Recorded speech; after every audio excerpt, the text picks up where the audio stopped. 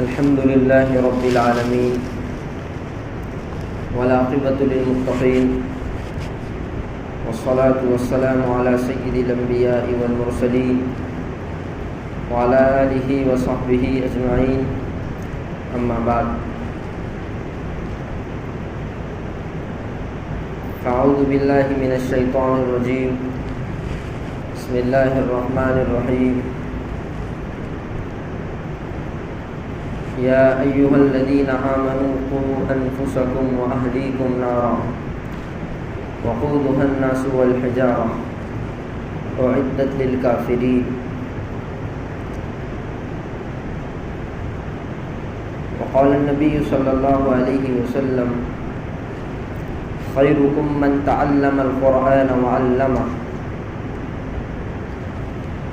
أو كما قال عليه الصلاة والسلام اللهم صل على سيدنا محمد وعلى آل سيدنا محمد وبارك وسلم سبحان ربك رب العزة عما يصفون وسلام على المرسلين والحمد لله رب العالمين.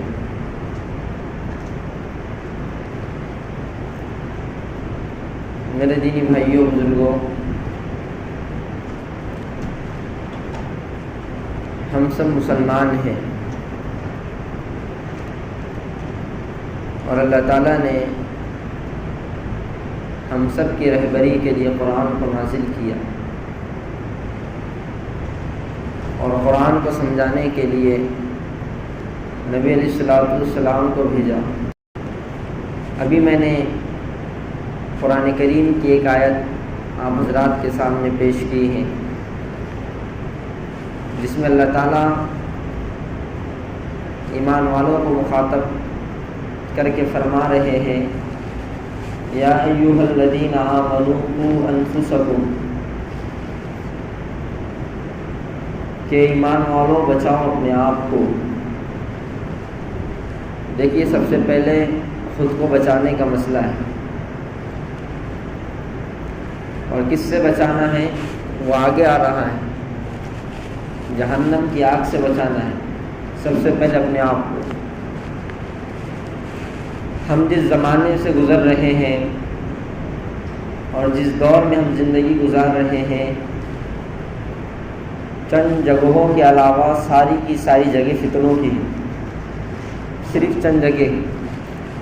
حضرت مولانا پیر ذوالفقار صاحب نقشبندی دامت برکاتہم العالیہ فرماتے ہیں کہ جیسے اصحاب کہف نے اپنے آپ کو لوگوں کے فتنوں سے بچاتے ہوئے، دنیا داروں کے فتنوں سے بچاتے ہوئے اپنے آپ کو غار میں رکھنا پسند کیا اور اللہ کو راضی کرنے کے لیے، اللہ کی رضامندی کے لیے جیسے وہ غار میں چلے گئے اور اپنے آپ کو انہوں نے بچا لیا، ہمارے اس زمانے میں بھی کچھ کام اور کچھ چیزیں ایسی ہیں جو غار کی حیثیت رکھتے ہیں.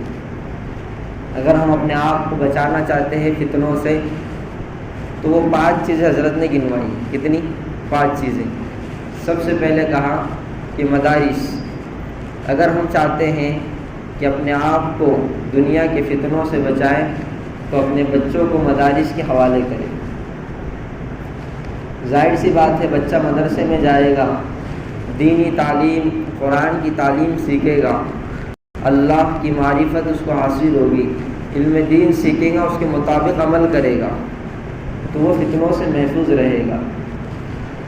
دوسری حیثیت ہمارے اس زمانے میں غار کی خانقاہوں کی بتلائی ہے کہ اللہ والوں سے تعلق رہے گا، اللہ والوں کی مجلسوں میں جانا رہے گا، بزرگوں کی صحبت میں بیٹھنا اس کو نصیب ہوگا تو یہ دنیا کی فتنوں سے محفوظ رہے گا. بزرگوں کی نگرانی میں اس کا وقت گزرے گا، اللہ والوں کی صحبتوں میں وقت گزرے گا تو یہ دنیا کے فتنوں سے محفوظ رہے گا. اور شیخ سعدی نے وہ شعر کہا نا، صحبت صالح ترا صالح کنت، کہ نیکوں کی صحبت تجھے نیک بنا دے گی، اور صحبت طالع ترا طالع کنت، کہ بروں کی صحبت میں رہے گا تو برا بن جائے گا. تو دوسری حیثیت حضرت نے یہ کہا کہ اس زمانے میں خانقاہ یہ بھی جو ہے تو غار کی حیثیت رکھتی ہے. اور تیسرے نمبر پر حضرت نے کہا کہ ہمارے اس زمانے میں جو ایک کام ہے دعوت و تبلیغ کا، جس کو ہم تبلیغی جماعت کہتے ہیں، جو بندہ اس میں لگا رہے گا تو وہ بھی دنیا کے فتنوں سے محفوظ رہے گا، کیونکہ اس کام میں بھی، دعوت و تبلیغ کے کام میں بھی انسان بنائے جاتے ہیں۔ انسانوں کو درندگی سے، حیوانیت سے نکال کر، گناہوں سے نکال کر اور دنیا کی محبتوں سے نکال کر، دنیا کے اسباب سے ہونے سے نکال کر اللہ کا یقین دلوں میں بٹھایا جاتا ہے، اللہ سے بار بار ہونے کو بولا جاتا ہے، بار بار یاد دہانی کرائی جاتی ہے کہ کرنے والی ذات اللہ کی ہے، کسی سے کچھ نہیں ہوتا، بار بار ایک جملہ دہرایا جاتا ہے، روزانہ مذاکرے میں یہ بات سمجھائی جاتی ہے۔ تو دعوت و تبلیغ ہمارے اس زمانے میں جو ہے تو فتنوں سے بچنے کا ایک بہت بڑا ذریعہ ہے۔ چوتھی چیز حضرت نے یہ بیان کی کہ دروس قرآن میں شرکت کرنا، درس قرآن، تفسیر قرآن میں شرکت کرنا۔ جو بندہ تفسیر قرآن میں، درس قرآن میں شرکت کرے گا تو اس کی برکت سے وہ دنیا کی فتنوں سے محفوظ رہے گا، اس کے قرآن سمجھ میں آئے گا کہ اللہ تعالیٰ مجھ سے کیا کہنا چاہتے ہیں، اللہ تعالیٰ نے مجھے دنیا میں کیوں بھیجا، دنیا میں پیدا کرنے کا کیا مقصد ہے، میں دنیا میں کیوں آیا، مجھے زندگی کیسی گزارنی چاہیے، مسلمانوں سے کیا کہتا ہے، قرآن میں زندگی گزارنے کے اصول اور ضابطے بیان کیے گئے۔ تو اس کا تفسیر قرآن میں شرکت کرنا اور درس قرآن میں شرکت کرنا اس کو فتنوں سے بچائے گا۔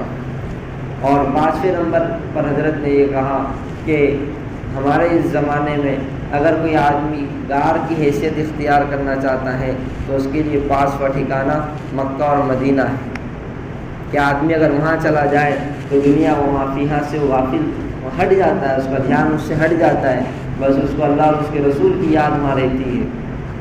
اگر آدمی وہاں اپنا وقت گزارے تو گویا وہ بھی ایک غار کی حیثیت ہے، دنیا سے کچھ لینا دینا اس کو نہیں، صرف اللہ کیسے راضی ہو جائے، اللہ کیسے ہم سے محبت کرنے لگے، اس کی فکر میں وہ بندہ رہتا ہے۔ بنی اسرائیل کا ایک واقعہ حضرت نے ذکر کیا کہ حضرت موسیٰ علیہ السلام کلیم اللہ تھے، اللہ سے بات کیا کرتے تھے، تو کسی نے ان سے یہ کہا کہ ہم یہ جاننا چاہتے ہیں کہ بندے سے اللہ راضی ہے ناراض کیسے پتہ چلے گا، بندے سے اللہ ناراض ہے یا راضی ہے کیسے پتہ چلے گا، آپ ذرا اس کی تحقیق کر کے آئے۔ حضرت موسیٰ کلیم اللہ تھے، اللہ سے بات کیا کرتے تھے، جب موقع ملا بات کرنے کا تو کہا اللہ جی میری قوم کے لوگ مجھے یہ پوچھ رہے ہیں کہ ہمیں یہ کیسے محسوس ہوگا کہ اللہ ان سے راضی ہے یا ناراض ہے، کیسے پتہ چلے گا، اس کا ذرا علم ہمیں بتائیے۔ تو حضرت موسیٰ علیہ السلام سے باری تعالیٰ نے فرمایا کہ جو بندہ اپنے دل میں مجھ سے راضی ہو گویا میں اس سے راضی ہوں۔ بہت بڑی بات ہے، کئی لوگ آج ڈپریشن کا شکار ہیں، پریشانیوں کا شکار ہیں، حالات کا شکار ہیں، اور ان کا دل اندر سے اللہ تبارک و تعالیٰ کی مخالفت کرتا ہے۔ گویا یہ سمجھ لیجئے کہ ہمارا دل اللہ کی تقدیر پر، اللہ کے منشے کے مطابق اگر راضی نہیں ہے تو ہمارا رب بھی ہم سے ناراض ہے۔ تو یہ سب سے بڑی علامت یہ ہے کہ جو اپنے دل میں اپنے رب سے راضی ہو، جو اس بات کی تصدیق کرتا ہو کہ میں اللہ سے راضی ہوں دل ہی کے دل میں، تو سمجھ لیجیے کہ اللہ بھی اس سے راضی ہے۔ اور جس کے دل میں بے اطمینانی ہے، بے چینی ہے اور اللہ کے تعلق سے بدگمانیاں ہیں، اور وہ یہ سمجھتا ہے مصیبت کے وقت، پریشانی کے وقت کہ اللہ کو ہماری گھروں پر مصیبتیں بھیجنا مقصود ہے، کہ اللہ کو ہمارا ہی گھر ملا، کہ ہم ہی اللہ کو ملے مصیبتوں میں مبتلا کرنے کے لیے، تو سمجھ لو کہ اللہ بھی اس سے ناراض ہے۔ اس لیے سب سے بڑی علامت حضرت نے یہ بتلائی ہے کہ جس کے دل میں اللہ کی محبت ہو، جس کے دل میں اللہ کا تعلق ہو، گویا یہ بات ضروری ہے کہ اللہ بھی اس سے راضی ہے۔ بہت بڑی علامت ہے یہ۔ تو 5ویں چیز یہ ذکر کی۔ تو دیکھیے خود اپنے آپ کو بچانا ہو تو دیکھیے میں نے کہا حضرت کے حوالے سے کہ 5 جگہ ایسی ہیں کہ آدمی اپنے آپ کو ان 5 جگہوں پر رکھ کر دنیا کے فتنوں سے محفوظ رکھ سکتا ہے۔ اب ہمارے اس زمانے میں ہم لوگ مدرسے میں جانے سے رہے، بالغ ہو گئے، بڑے ہو گئے، تو ہمارے لیے تیسرا ایک راستہ ہے وہ دعوت و تبلیغ کا، تبلیغی جماعت کا، کہ ہم اپنے آپ کو اس کام میں لگا کر دنیا کے فتنوں سے، دنیا کی لغویات سے، دنیا کے فضول کاموں سے بچا کر اپنے آپ کو اس کام میں لگا کر فتنوں سے محفوظ رکھے۔ ایک بات تو دوسرا موقع ہمارے پاس یہ ہے کہ اللہ والوں کی جوتیاں سیدھی کر کے، ان کی خدمت کر کے، ان کی دعائیں لے کر، ان کی صحبتوں، ان کی مجلسوں میں بیٹھ کر اپنے آپ کو دنیا کے فتنے سے بچائیں۔ تیسرا موقع ہمارے لیے یہ ہے کہ درس قرآن، تفسیر قرآن میں شرکت کر کے اپنے آپ کو دنیا کے فتنوں سے بچائے۔ اللہ تعالیٰ نے اگر استعداد دی ہے، صاحب حیثیت بنایا ہے، تو ہمیں چاہیے کہ حج عمرے کے ہم سفر کریں۔ اللہ تعالیٰ نے اگر صاحب استعداد بنایا ہے تو آپ پر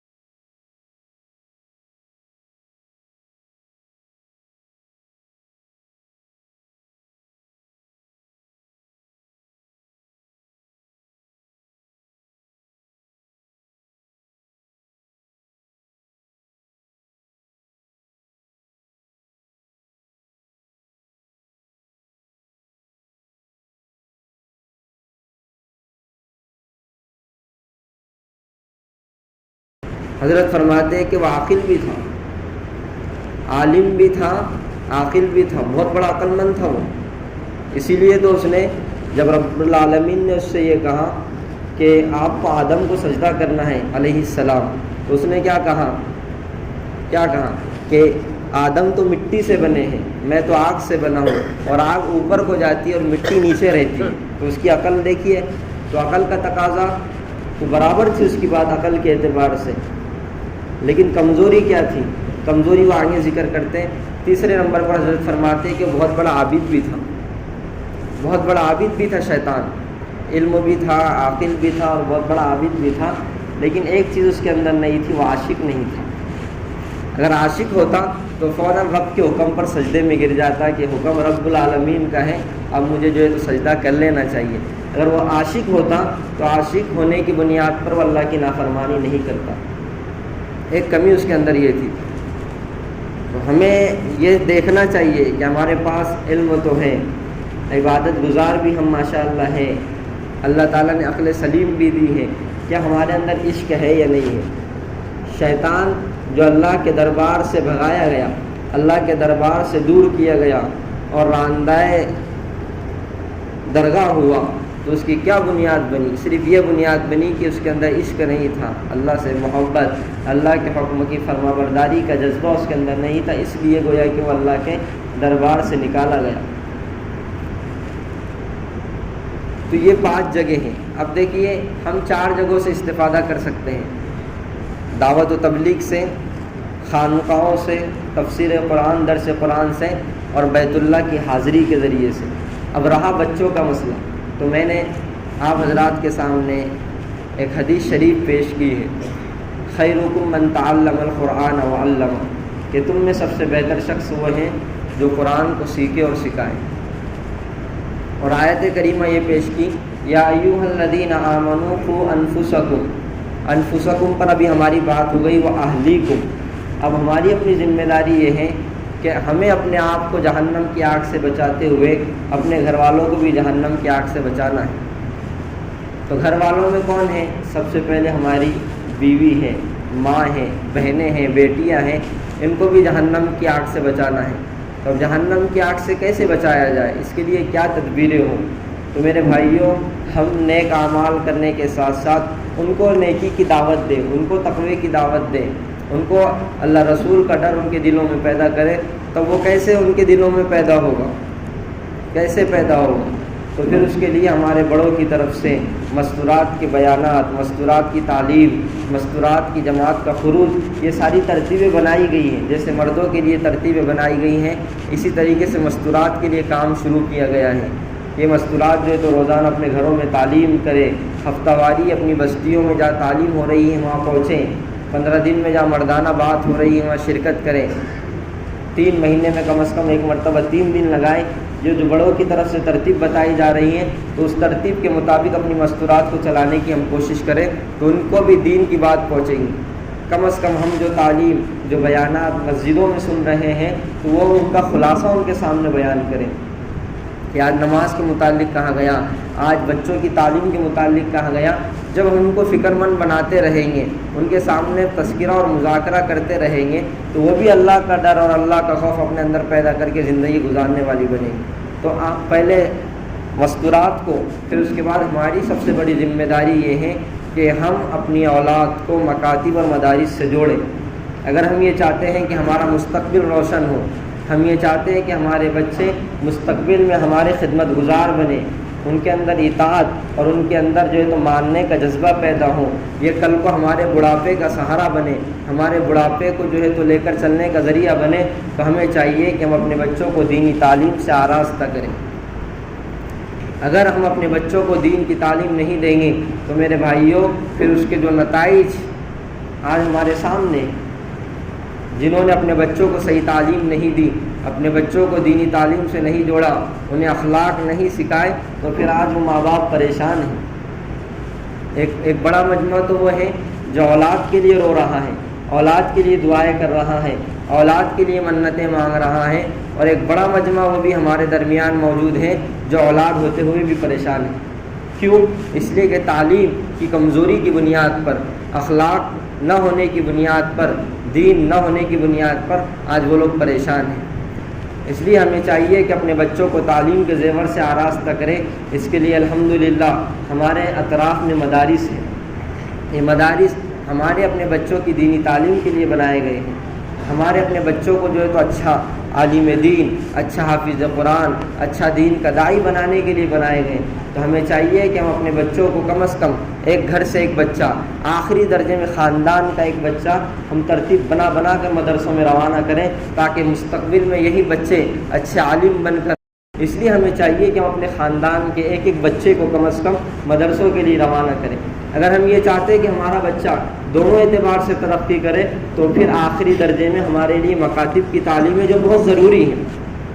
مکاتب کے دروازے اب کھل چکے ہیں، 1 جون سے تقریباً سب مکاتب شروع ہو چکے ہیں، تو ہمیں چاہیے کہ آپ ہمارے بچوں کو، اگر وہ 4 سال کی بھی ہو گئے ہوں، اگر ان کو اتنا سمجھتا ہے کہ ہمارا مکتب یہاں ہے، ہمیں یہاں جانا ہے، تو ان کو روانہ کیجیے، ابھی سے عادت بنائیے، ورنہ کچھ بچے ایسے بھی دیکھنے میں آئے کہ ہم نے ان کو 6 سال تک، 7 سال تک مکتب اسکول میں نہیں بھیجا تھا، وہ جانے کے عادی نہیں ہے۔ اب جو ہے تو وہ گلیوں میں گھوم رہے ہیں، کھیلنے کودنے میں مصروف ایسے ہو گئے کہ اب مکتب کے نام سے ان کو چڑ ہو گئی، اسکول کے نام سے ان کو چڑ ہو گئی۔ اس لیے ابھی سے ان کی عادت بنائیں، 4 سال کی بھی ہو گئے، ان کو معلوم ہے کہ یہ ہمارا مکتب ہے اور اس مکتب سے ہمیں گھر واپس جانا ہے، اگر اتنی بھی ان کے اندر سمجھداری ہے تو ان کے داخلے آپ مکتب میں کروائیے۔ جہاں کہیں بھی ہم رہتے ہو، جہاں ہمیں مناسب لگے، جو مکتب مناسب لگے وہاں ان کا داخلہ کروائیے، اور انہیں پابندی سے بھیجنے کا اہتمام کریں، یہ ہم سب کی ذمہ داری ہے۔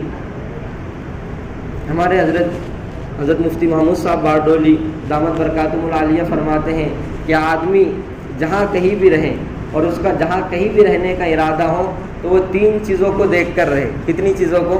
3 چیزوں کو جہاں کہیں بھی اپنا مکان بنانے کا اس کا ارادہ ہو یا جہاں کہیں بھی اس کا رہنے کا ارادہ ہو، سب سے بنیادی اور سب سے اہم چیز یہ کہ میں جس جگہ رہ رہا ہوں اس جگہ مسجد یا عبادت خانہ ہے یا نہیں، کیونکہ نماز پڑھنا ہے، عبادت کرنا ہے۔ دوسرا یہ کہ جس جگہ میں رہ رہا ہوں اس جگہ اپنی بچوں کی تعلیم کے لیے کوئی مکتب یا مدرسہ ہے یا نہیں۔ تیسری چیز کہ جس گاؤں میں یا جس جگہ میں رہ رہا ہوں وہاں مرحومین کو دفن کرنے کے لیے قبرستان ہے یا نہیں۔ ہر آدمی کو اپنا مکان بنانے سے پہلے، اپنا ٹھیا طے کرنے سے پہلے یہ 3 چیزوں کو دیکھنا ضروری ہے، مسجد یا عبادت خانہ، مکتب یا مدرسہ، قبرستان ہے یا نہیں ہے، کیونکہ یہ تینوں ہم سب کی بنیادی اور اہم ضرورت ہے۔ الحمدللہ ہمارے سلوڑ شہر میں مکاتب کا جال پھیلا ہوا ہے، ہر جگہ مکتب ہے، بس ہماری اپنی تھوڑی سی توجہ اس بات پر ہونی چاہیے کہ ہم اپنے بچوں کو پابندی سے مکاتب روانہ کریں، پابندی سے ان کو بھیجیں، مدرسے اور مکتب کے جو اصول اور ضابطے ان کی رعایت کریں، سب سے پہلے پابندی سے بھیجنے کا اہتمام کریں، یونیفارم کا اہتمام کریں، صفائی ستھرائی کے ساتھ بھیجنے کا اہتمام کریں۔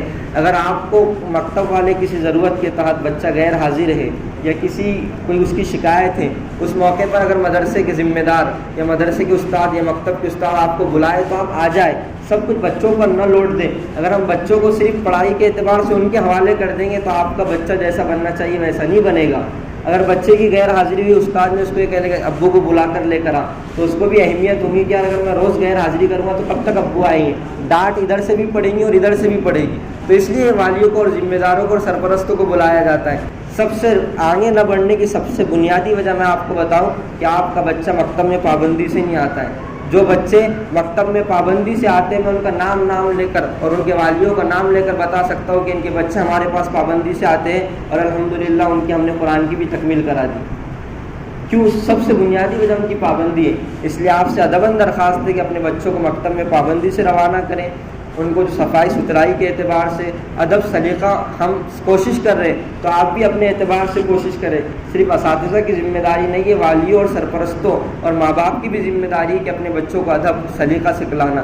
اللہ تعالیٰ سے دعا ہے کہ اللہ تعالیٰ ہم سب کو عمل کی توفیق عطا فرمائے، جن حضرات کی سنت باقی وہ سنت ادا کریں۔